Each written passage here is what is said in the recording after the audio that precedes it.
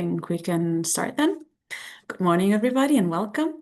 It's my pleasure today to introduce Carlo Emilio Biuzzi, who is an FWO fellow at the University of Ghent, where he is currently carrying his PhD in codices with the EPHE-Paris. He studied classics and ancient history at the University La Sapienza of Rome, where he focused also on Greek and Roman history, as well as studying epigraphy, before moving to late antiquity. In Rome, he started specializing on the history of the Eastern Roman Empire and Coptic and Syriac literature, which became one of his main research topics. Before coming to Ghent, he trained in Syriac paleography and codicology thanks to 2 internships at the EPHE-Paris, where he collaborated with the EPHE project. His PhD, entitled The Church, the Desert and the Mountains, the Social Organization of Miaphysite Communities from the 6th century to early Islamic rule, 8th century, studies the development of Miaphysite movement through a social historical lens. Among his publications, I would like to mention the Repertoire des Manuscrits des Droits en Syriac, which appeared in 2023 in the volume Les Droits et Monde Syriac, published together with Giovanni Gomiero, and his 2025 forthcoming article Construire depuis les marges, reconnaître une opération culturelle dans la transmission des paratextes du recueil canonique syro-miaphysite, which is forthcoming. Today, Carlo Emilio will talk about one aspect of his PhD, that is Syriac Canonical collections, and he will present a paper entitled Western Syriac Kanonessammlungen, a renewed description of canonical manuscripts from the 6th to the 10th century. Carlo Emilio, the floor is all yours. So thank Dan, Georgia, Andy, and Marion to invite me here in the TeTra seminar. So firstly, I have to apologize because for the people who have followed this my lecture last week in Vienna, this paper will be somehow similar with a little bit of expansion, but you may hear something that you already know. So I will share my screen so I could if you I could already perfect. Yes, technical time. Yeah,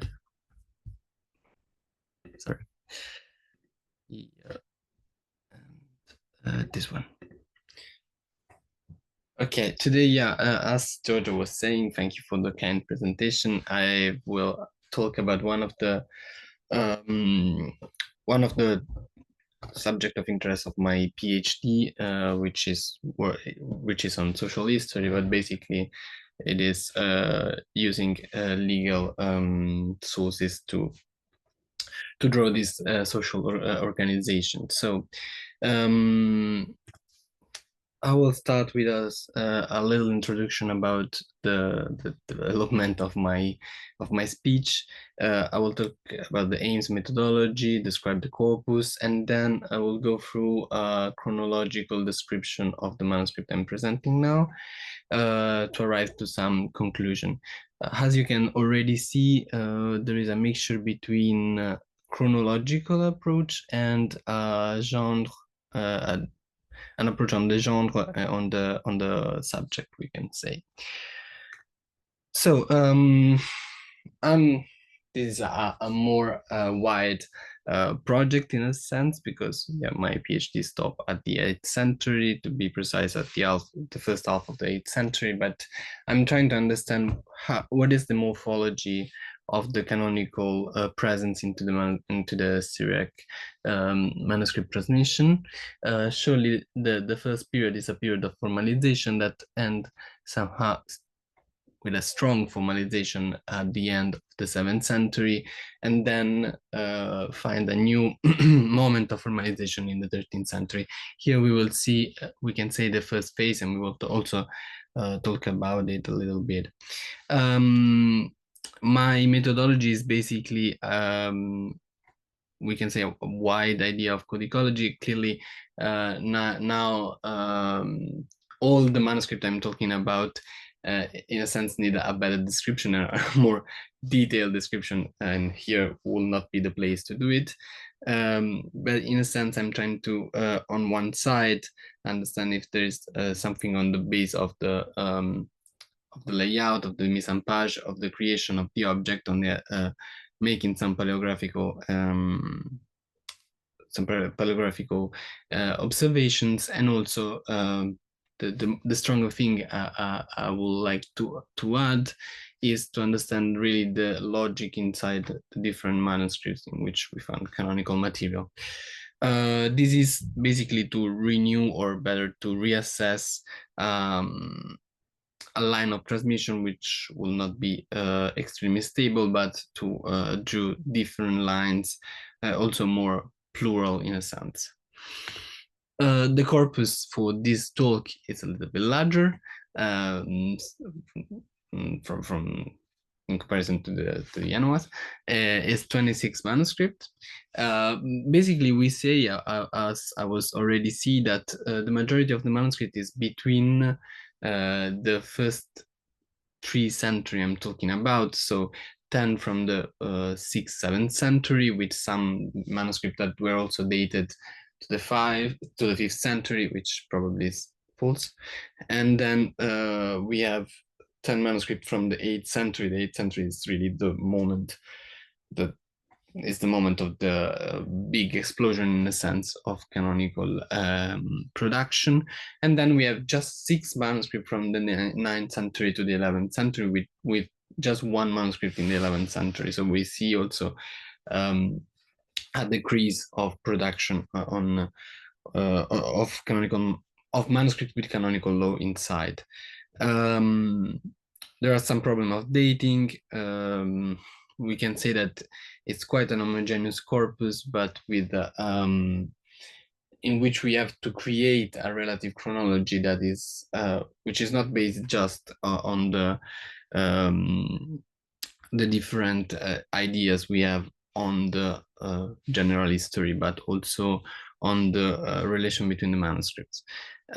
My question are, what are the context of the preferred context of transmission, how the collection were formed, and what is the sequence, what I was talking about, and also what function did the different collections serve.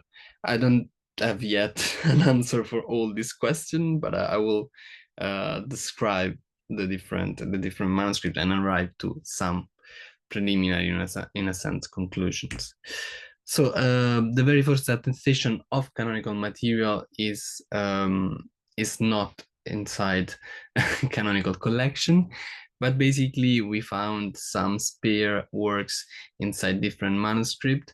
I call it a geographical context, because in this manuscript, the 3 that you see on the screen, basically we found a very strong link between the canonical work, so in this case the teaching of the apostles, then renamed the teaching of Addai, the canons of Rabula, and the rules of Simeon the Stylite. In this manuscript we found also, I was saying, a strong link with hagiographical lives. So basically we found the life that described the character, in a sense. In the first case, the apostle Addai with the disciple of Addai, then the life of Rabula, and in the third case, the Simeon the Stylite. So we found, in a sense, an introduction to the canon, which is basically hagiographical. In the case of Rabula, there is a very good article of Maria Dorfles, which also state some tropes, some literary topoi, which link the figure of Addai to the figure of the just bishop, so the bishop that is able to judge the community. This is a problem also on the Episcopalis Audience, and we can talk about it in the question. Then we have the first real attestation of a manuscript which has just a collection of canon, is the first translation of the Ecumenical Councils. This is a very famous manuscript from a book from the beginning of from the very beginning of the 6th century. You see, it's already from the layout, we see a document that is really an official document. It has this very interesting numbering that we can also go in detail after, which show us a period of transition in the formalization of ecumenical council too. What is interesting in this manuscript is that basically the question and answer, or as I prefer, the canonical responses of Timothy of Alexandria is added, and this is as also Kaufold state, the earliest we can say formalization of the addition to the ecumenical councils, while the civic collection of the Syro-Roman law book is already in the manuscript. This is something very interesting in the sense that we normally also, on the base of the judgment coming from the Syriac author, we strongly divide the ecclesiastical from the civil law. Probably this must be a little bit revised, because we found a tradition which is very long of vicinity of the two type of law. So let's pass to the sorry. In the same time, the other expression is basically the canons of Theodosius of Alexandria, and this is a very interesting case, because basically we have two manuscripts, which the first one is really probably contemporary to the life of the bishop, or just after the life of the bishop. This is a manuscript with full of, we can say, Severian theology, and inside it we found a very little, and we can say very strange collection, with just the canonical responses of Timothy, a little part of apostolical canons, and the canon of Theodosius. The canon of Theodosius are under the form of a letter, so we can also call it Epistola Canonica. In this case, this letter lacks of the introduction, which is very interesting, because the introduction, it's totally on a different, not totally, but it is on a different topic to the comparing to the canons, but gives a little bit the idea of what canon means for Theodosius of Alexandria. We found the introduction just in one manuscript, this very famous one manuscript, because it's the one edited by Chabot for the Documenta ad Mia Visitarum Origines Illustrandas, which is, as you probably know, the famous pamphlet of around the case of Polo Kama, with 45 letters. And in the first part, which is dedicated to Theodosius of Alexandria, one of the documents is the Epistola Canonica. In this case, we have the introduction. So this manuscript must be probably dated a little bit later. I am also comparing it with another manuscript. The scripture is, the handwriting is similar, it's not the same, but is the other manuscript is it's also a very famous manuscript. It's the one of the life of the Eastern Saint of John of Ephesus, one of the most complete one, and probably the most, yeah, if I'm not wrong, is the most ancient one, which is dated to 640. So probably we have to shift a little bit with the chronology, and think also an addition of the introduction to the canons. While we see that the process of canonization of the letter is normally the most common thing. So we have the epistola, the division of the canon, and then we lose part of the letter. Another small this type of collection remain in the tradition. We see this also this manuscript from the 8th-9th century, the 1441, in which again we have really, this is just a fragment in a sense, but we find again the connection between two works of Theodosius of Alexandria is in a very monographical way, in a sense. Clearly, it's not like the 14602, so the previous one, but we see, in a sense, a similar way of thinking. And remaining on this concept, I want also to talk about another manuscript, a very different one, but bears I think is a testimony of the same thing. It's a manuscript from Jerusalem. I didn't put the number, but it's in the in the didascally is the 129 from Jerusalem, from Saint Mark Monastery. This is a later manuscript from the 9th century, so contemporary to the probably contemporary or nearly contemporary with the life of the patriarch, in which we found in the same way a collection of memory at the end the canons of the patriarch, which are the canons coming from the synod of the synod in which Syriacus was one of the synods in which Syriacus was patriarch, so was organizing. So this monographic logic, in a sense. Then we passed to the first expansion. This is something I wanted to state, in a sense, because when Kaufold in the last we can say big publication about the division of different the description of the Eastern canonical law basically described the evolution in three phases, which is a very good model, in a sense.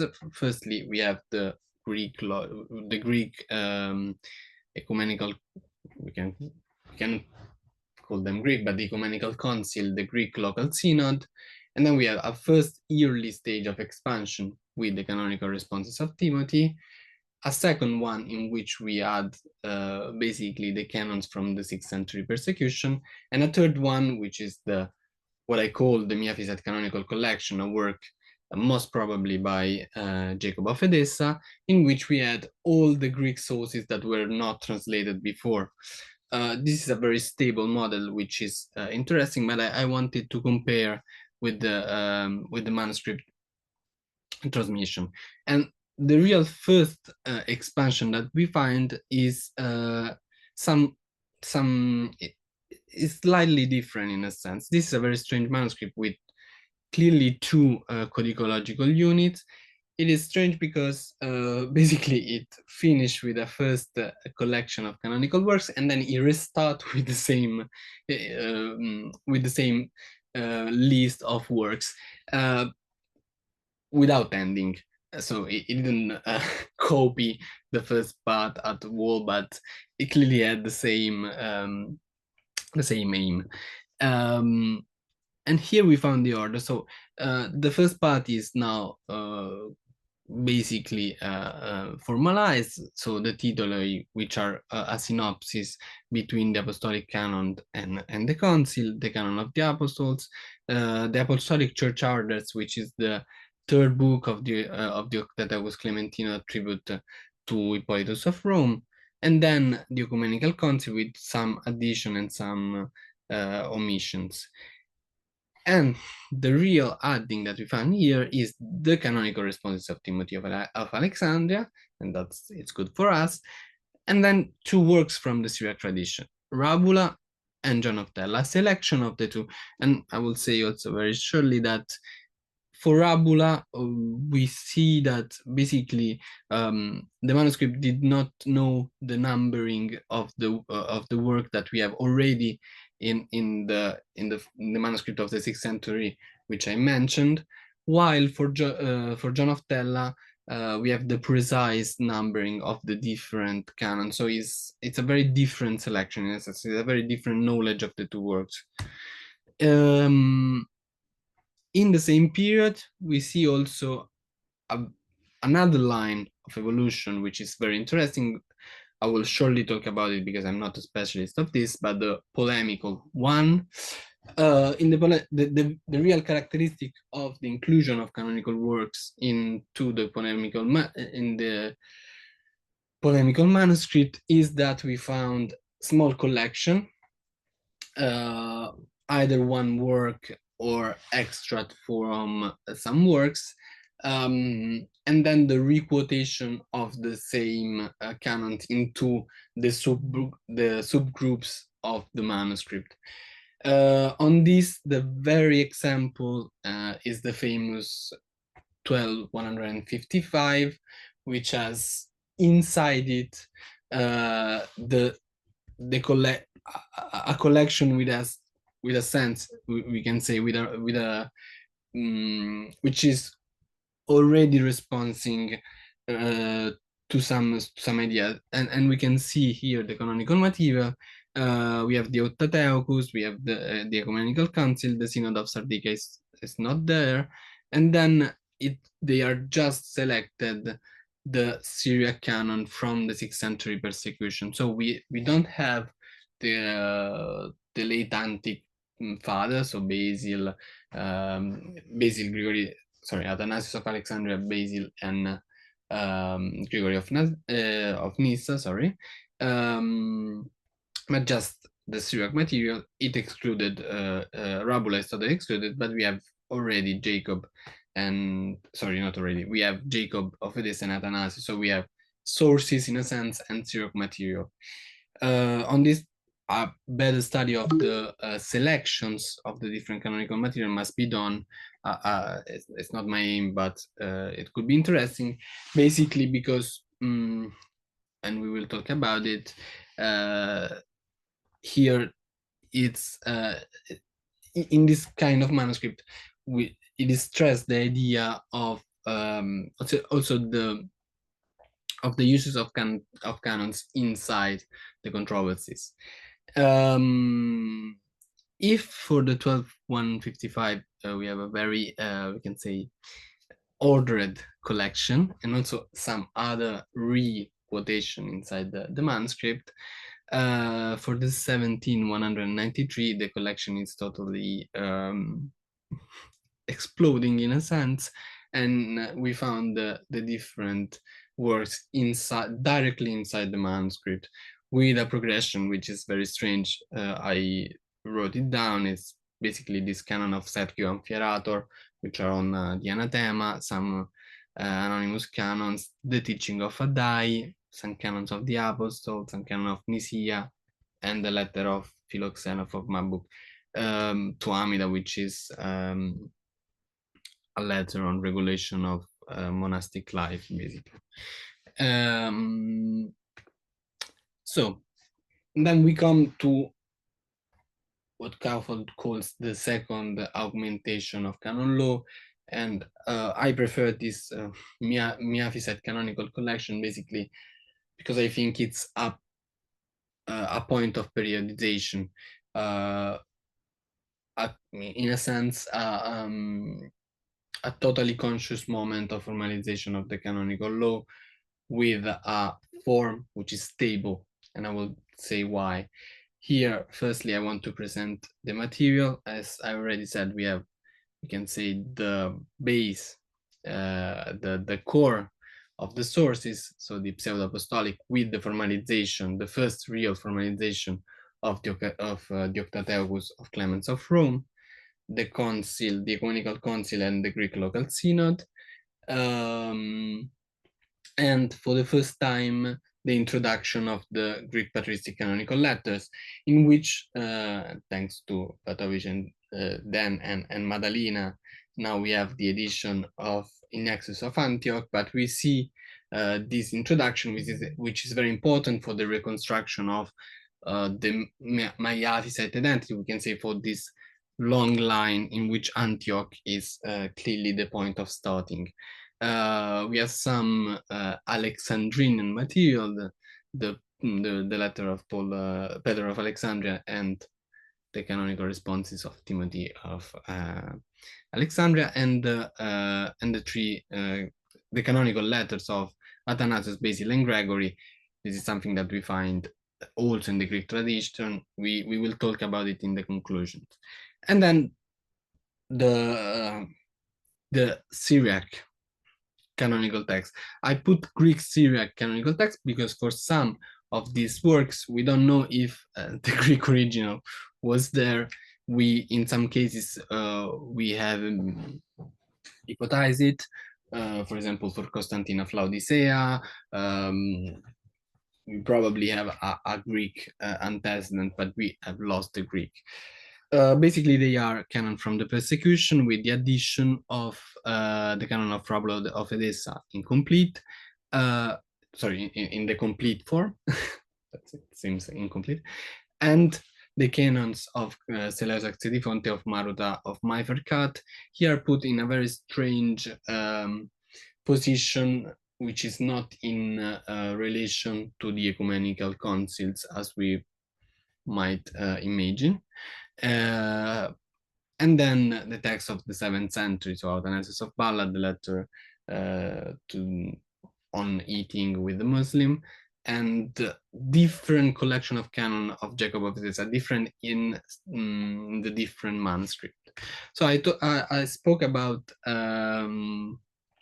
I've spoken about the fact that it's an homogeneous collection. Basically, I want to state this idea on the fact that in this transmission that you can see on the screen, which has a very first ancient phase of 4 manuscript and a later one, which is totally depending on the first one,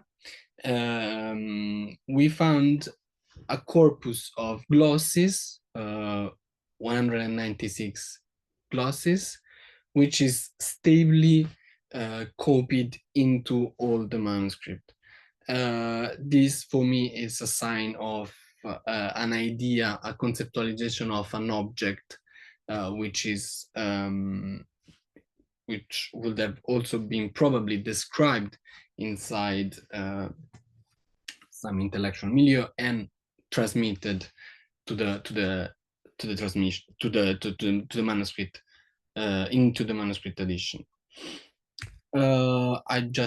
I can just show some manuscript because I want to let you see that on the side of the layout, so on the form of the manuscript, we don't have a real homogeneity.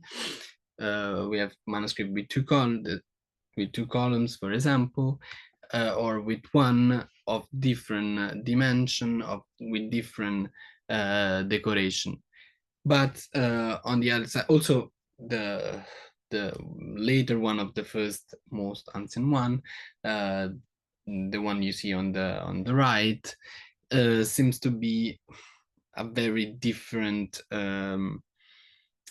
seems to have a very different idea of transmission, because it's a smaller manuscript, so probably a collection that would be most of usage, while the 309, it's very big manuscript with 2 columns full of text. It's very dense as a manuscript. This is so the first strong formalization, but we see in the manuscript transmission also some different attempts of collections. Firstly, the Harvard Library 93, which is in a very poor state, which is characterized by the fact that we have the core of the Greek sources, but at the beginning we found the canon of Jacob of Edessa and the chapter from the East. This is normally dated to the time of Jacob of Edessa, and this is a very problematic point, because we don't have a critical study of the transmission of the canon, and also we don't have a critical edition, which is needed in this case, of the canon of Jacob of Edessa, to understand the evolution of the different collection of him. Then we see another manuscript. This is probably later, we can say. It's strange because it has some traits which are clearly from the 10th century, as Semani also dated it, but they are not fully developed in a sense. So we can say that probably is between the 9 and the 10 century here. The collection is just on the core of the Greek sources, so a selected Doctatheocus, the Ecumenical Council, Greek Local Synod, and the canonical responses of Timothy of Alexandria. And the third one for the from the 9th century, in which and this is one of the next topic I will talk about, is we found the juxtaposition of liturgical manuscript and canons here, basically in a collection which is a collection of prayers, and it's a sacramental manuscript, a liturgical manuscript. We found just the canons of Jacob of John of Tella and Jacob of Edessa. So some canons to the presbyter and some canonical responses of the priest of Dai are very liturgical in a sense on the use of sacred object and etc. So probably this type of in this type of collection we find just the ones that were important for liturgy. So I try to go a little bit faster to end this different evolution. We have this other one of the 11th century, in a sense very puzzling, because we found the collection without the material from the 7th century, and also with the absence of the ecumenical council. My hypothesis is also that probably as we saw, the core of the Greek sources start to have a different transmission, also a singular transmission. So we found this testimony of the collection without the ecumenical councils. Just a little word on the monastic manuscript. Clearly, one of the other lines is the transmission of canons into the ascetic collection, the collection that were important for the spiritual education of the monks. And clearly here there is the reception of some canons that are really on the two side, in a sense. They are selected to be fought for the spiritual grew of the monks. So they completely changed the aim of their composition. One thing that I want also to stress, as I already said, is the presence of liturgical manuscript. This is something that in the introduction of his very important monography of Walter Selb on the on the Eastern canonical law in the Syriac church, in the Western Syriac church, but also in the East, the division between liturgy and canonical production is a fake division, in a sense, because it's a context in which the two are fought together, and it's very beautiful to find it in the creation of the manuscript. This is a very big manuscript of the 10th century with a lot of liturgical prayers, and in the middle of the manuscript we have a small collection of canons, so extract from the Octavius Clementino, Jacob of Edessa, John of Tella, and some of the canons from the persecution. Here the collection is very we can say it's quite original, in a sense. In this we have also an addition, the canon of Syriacus the Patriarch, which clearly in the 10th century were known. Same thing in the 1715. Here in this case we have just some leaves in which we found the conjunction between the prayers and some canon of Jacob of Edessa. So it's the introduction of what we normally consider the more liturgical canons into liturgical collections. So to come to the conclusion, firstly, we see a very strong link between an episcopality's authority and their canonical text, a progressive formation of canonical collection, which go through different attempts and probably different lines.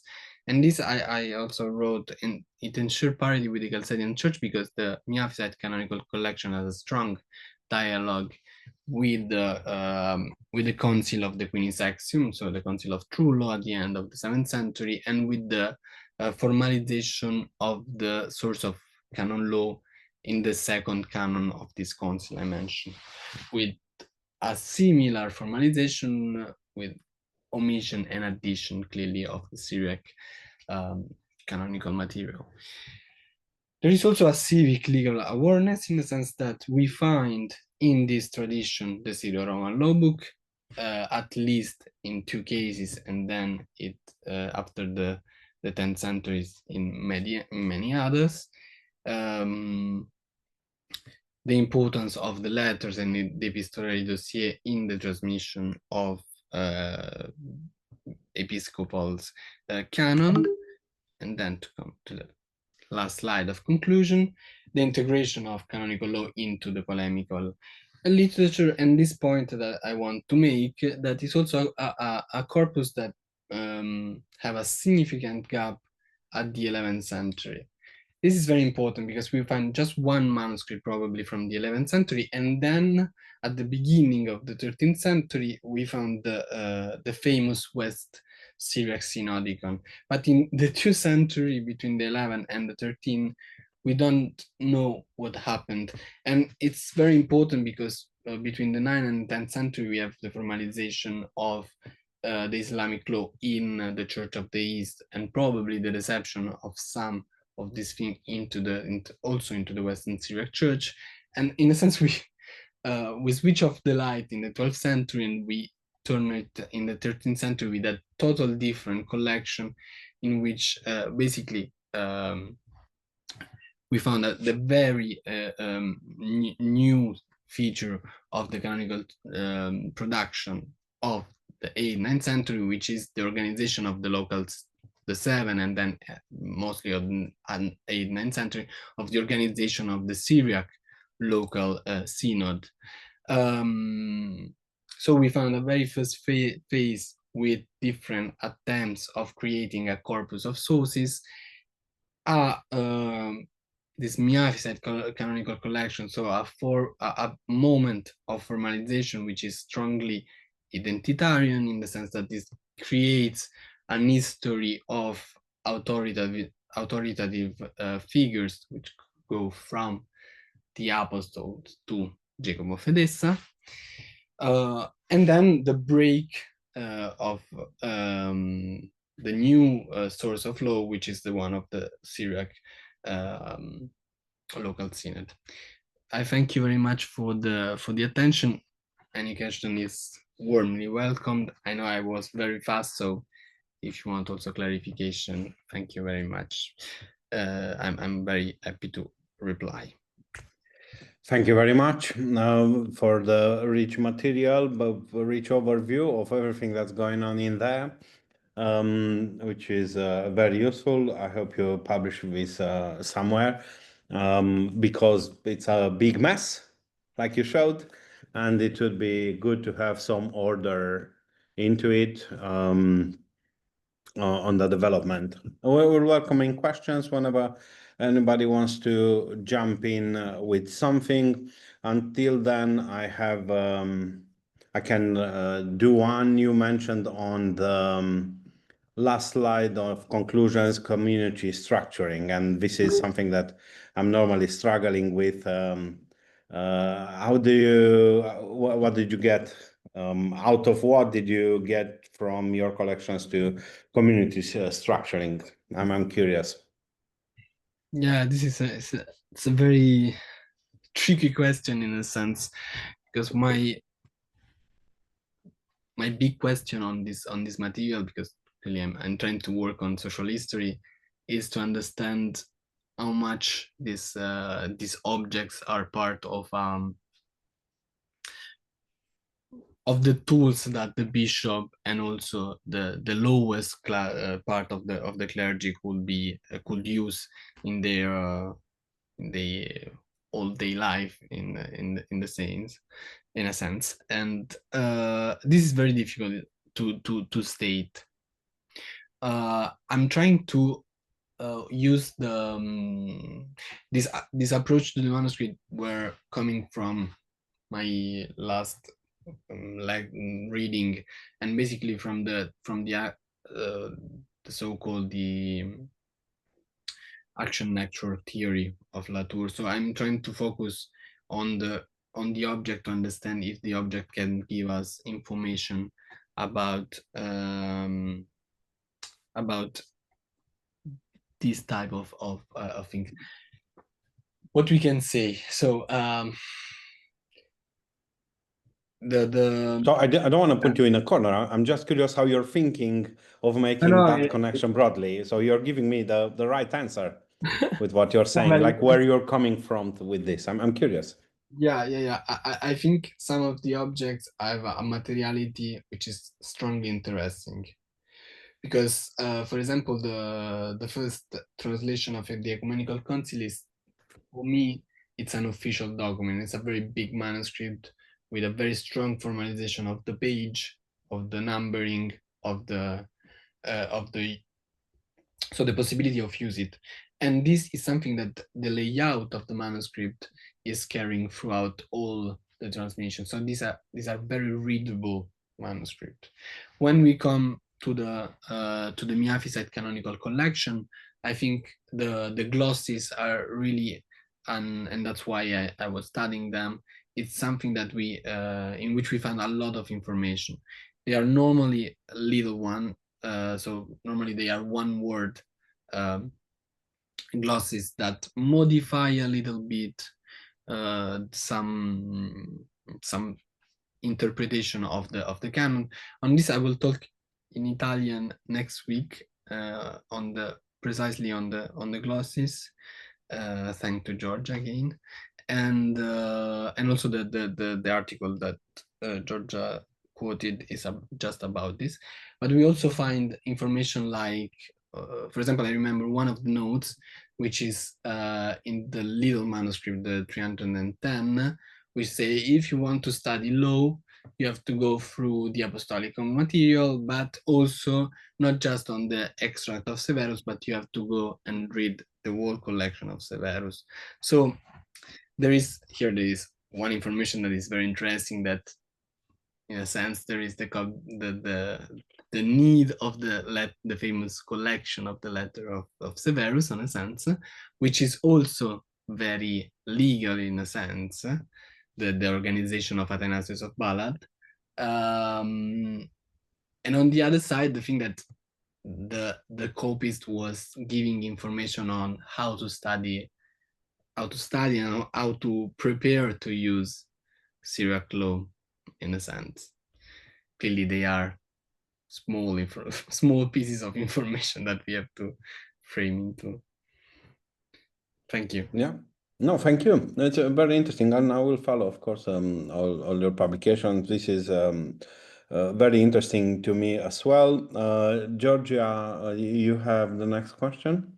Yeah, thank you. Thank you very much. Thank you, Carlo Emilio, for this very rich overview. I definitely learned a lot. I actually have two questions, if that's all right then. The first one is rather broad. I wanted to come back to something that you said at the very beginning of your paper, because you mentioned that we can address these collections in two ways, either chronologically or with a focus on the genre. So I was wondering whether you could expand a little bit on that point and show us what changes depending on the approach that you use. And the second question that I have is instead about the first manuscript that you showed us, one of the first, like the first formalization, the one with the numberings. And I was wondering, because I think I saw two different sets of numbers, one on the right and one on the left. So yes, this one exactly. So I was wondering whether you could tell us something more. Thanks. Thank you very much for the two questions. So yes, the first one it's very interesting. It's what I was trying to show, in the sense that we have a very a great problem, as is always on manuscript, to date this material. So I tried to more than put it into different, we can say, periodization of these first centuries. I was trying to hang on contemporaneities and probable insertion into some milieu, in a sense. So, for example, the thing that a manuscript is contemporary to the life of the other and what that it means.